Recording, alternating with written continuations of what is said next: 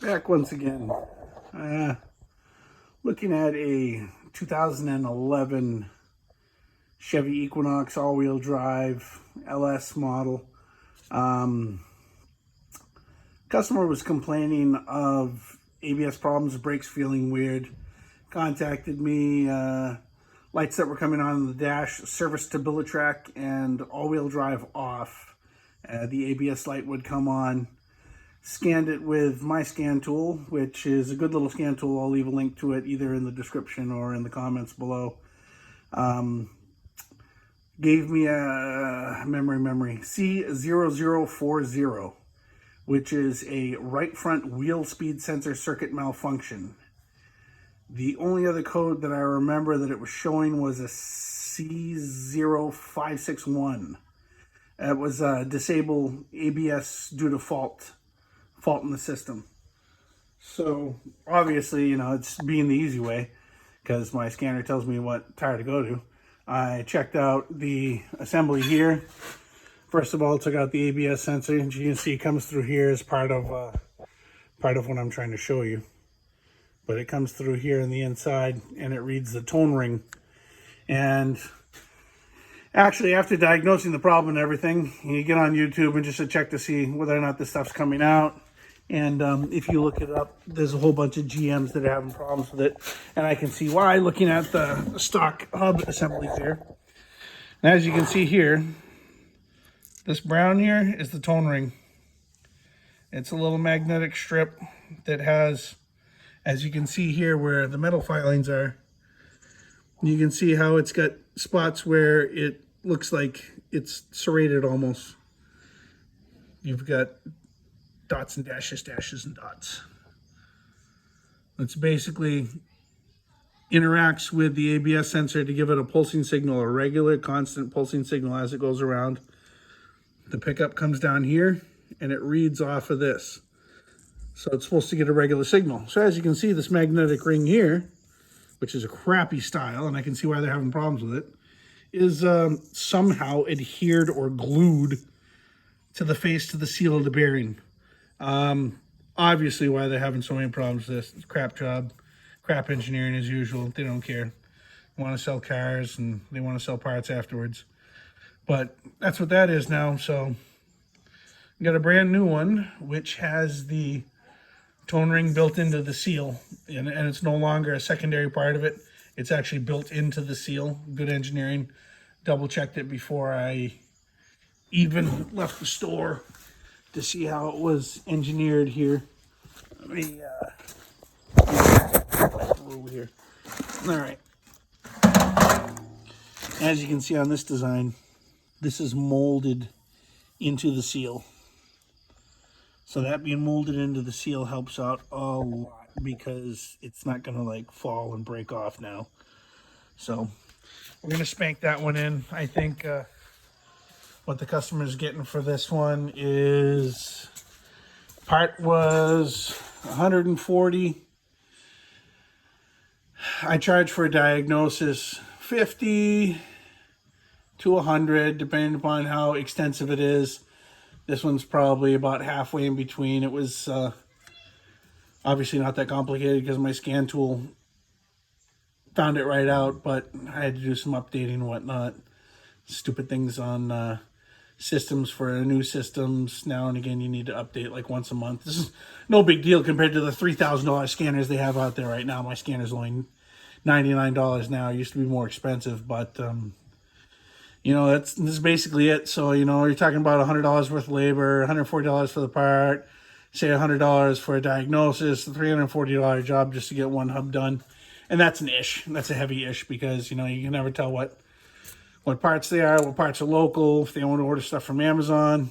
Either way, stuff to check while you're in here, obviously. Anytime you're doing anything on your damn car, please, for God's sake, check everything else out. If you get a good mechanic, have him check everything out. When he's up in the wheel well like this, and especially when it's up on a lift, he can check everything. 5 to 10 minutes at most. When you're doing this, you check your lower ball joint. You're going to check your bushings in here. You're going to check your CV shaft to make sure nothing's broken. Make sure that the CV shaft on the inside, it's got no play on the inside. Bearings aren't worn out. You want to check your strut assembly. Check the whole strut. If it's bloating, if it's rusted, if there's a bunch of oil coming down from in here, it's blown out. Check your mounts up top. Check your wheel wells. Check your calipers. You're going to want to, every time you touch your calipers, I don't care, because there's so many problems. About 90% of brake problems from customers, if they did their own damn brakes or went to a mechanic that was halfway decent, he'd pull the calipers apart. This is what I do every single time. Every single time I do brakes, I don't care. Pull the caliper apart, pull the slides out, check the slides, completely evacuate the slide pocket in here and the caliper cage, completely evacuate it, clean it all the way out. Clean off the pin, wire wheel it, polish it down, new grease in here. I put in new boots, so that way that's all taken care of. Inside where the brake pads sit, I file that all out. After I take the clips out, file it all out, because what happens is they rust and they close up on your brake pads, so your brake pads can't move back and forth like they should. File that stuff all out, put the clips in. I mean, for one caliper, it's at most maybe 10 minutes of extra work, and the customer will get that back if you do it, regularly. And regularly, I mean, good Lord, what are you getting your brakes replaced? Even if you're driving, if you get good, decent brakes, not the cheapest damn brakes they sell, generally your pads will last you a year at least. I mean, I've got pads that I probably don't change on my vehicles because I downshift a lot. Every 5 to 6 years, 7 years or more. I don't use my brakes that much. It's just silly. But yeah, this is all the stuff you check. Check all this stuff. Check your hoses. Especially in the ABS systems. Check your wires for any nicks, any problems. As you can see, I went up underneath here. I disconnected this. Check your pins. Make sure they're straight. Check the socket on the inside. Make sure that's clean. There's no green anywhere. It's just average stuff. Average stuff you do. Scope out inside here if you can see anything else. This is what, as a mechanic, you guys should be doing that you don't do. Lazy. You want to come to work, you want to earn your pay and go home. Well, I don't work for somebody else, and this is my name. This is my family name. I put my name on every damn job I do, and I do it well. And if I didn't do it well, I wouldn't have a job. I wouldn't have people bringing me cars. I don't beg them to bring me cars. They bring me cars. I turn down 20, on average between 13 to 20 people a week, because I don't have time to do stuff. As a mechanic, for God's sake, guys out there, even as, somebody private, if you want to come over here once a year, throw the thing up on the lift, throw a few bucks to support the cause, to fund the revolution, feel free. You can get underneath here and you can start looking at your vehicle. I do undercoating. Rust. You can get underneath here. You can check your drive shafts. You can check your exhaust. See if you need a new flex joint. Your flanges are starting to rot. Whatever you need. Your resonators are good. Obviously, get a little homemade fix here. Get a couple of hose clamps, because this muffler is delaminating. You can see it's leaking here. So, honestly, if this were to go to pass inspection, I'd fail you. Your exhaust system's leaking. Sorry. That's part of it. Come on down. You see the rear subframes going? Of course. Rear rockers. This is all garbage. This is what they do nowadays. They put these plastic rockers on here, so everything looks mint. If you squint, it's mint. But all this crap in behind, you can't see it. Your car's going to garbage. You don't underwash your car anymore because you see these beautiful plastic rocker panels. Everything's aces. Oh, my car's in beautiful shape. Look at this right here. Look at this. More. See that? Plastic rocker panels look damn good, but look what's happening behind them. This is why you want to get undercoated. This is why you want to wash your vehicle out. This is 2011. Whole rear subframe starting to go. Not bad enough that if you catch it now, it'll be fine, but it's starting to go. You look up in here, your strut baskets and everything, and the lower control arms. This one's got drainage holes, which is halfway decent, but still. This is stuff you check for. Look at that. See? That shock's gone. Shock's gone. All done. You know, so now if I was a regular mechanic, I would just change the damn wheel assembly up front, and you know, they wouldn't know. Maybe they want to know. Maybe it matters. It matters to me. I know it doesn't matter to 99% of the other mechanics out there, which makes me sick. See this guy? Nice and clean, dry. This part looks shiny. It's not wet. That's just because it sits up in the protective sleeve when the suspension's compressed. Obviously, right now we're up in the air. But yeah, you know, this is it. This is what happens. 2011. This is all happening right now because, you know, don't wash it, don't clean it. Like that. Up in the club, up in the club. All in the frame. It's brutal, man. But this is why we check. This is why we let customers know. This is why you do your damn job. Walk around the thing. Check it out for the customer. So that way you can tell them, hey, listen, yeah, you get giant chuck holes in your frame, you know. This car's getting ready to snap itself in half. Start looking for another one. Again, look at this. You know? Okay. Outside. Look at that.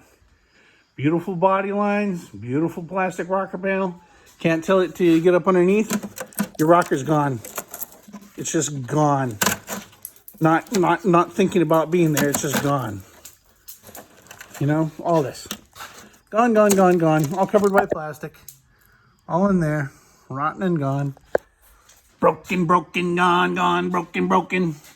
Stepped on me. The guy was dancing on me. This is the stuff you're looking for, man. Brake lines, fuel lines. You want to inspect all this stuff. Like I said, again, I just walked over it. You know, with me flapping my lips, it took me about 5-6 minutes to do a good check of everything, even up in the engine compartment, transmission, checking your seals, you know, your exhaust, everything like that.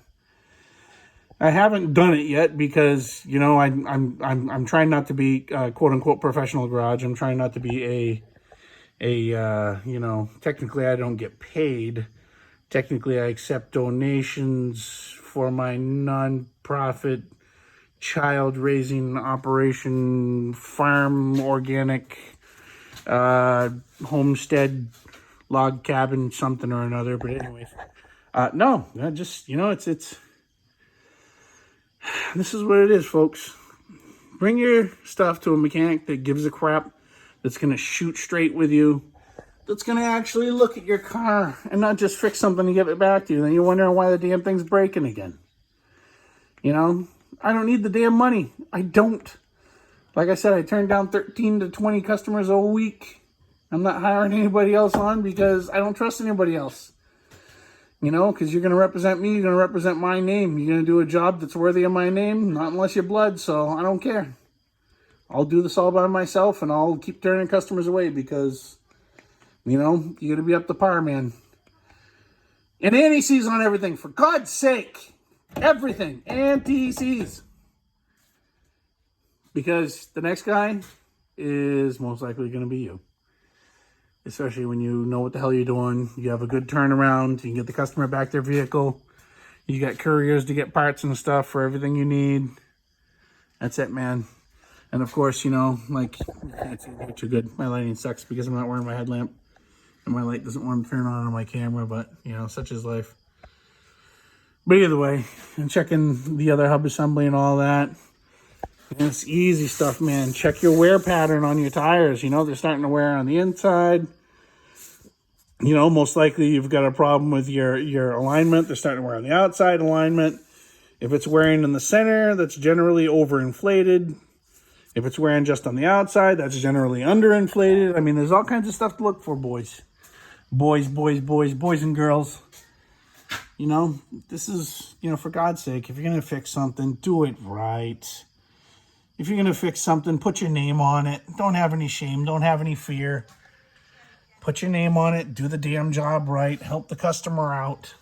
That's what we're here for. Customer's not going to come back. You're going to be a scumbag piece of trash and take them for a ride. And they're going to be bringing their car to get fixed every week because you're a hack.